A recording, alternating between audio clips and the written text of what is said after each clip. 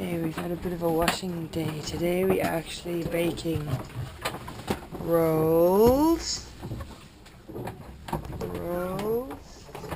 Yummy. Oven is on.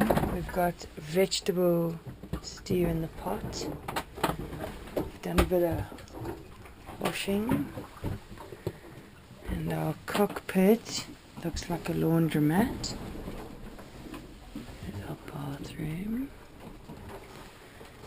And this is what our cockpit looks like today. Skanky clothes drying in the semi-sun.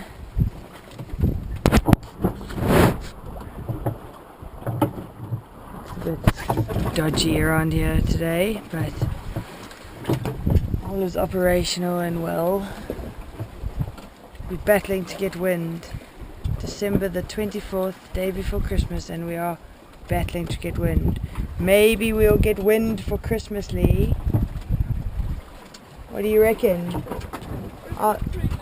Yeah, a bit of a Christmas present, a bit of wind would be nice.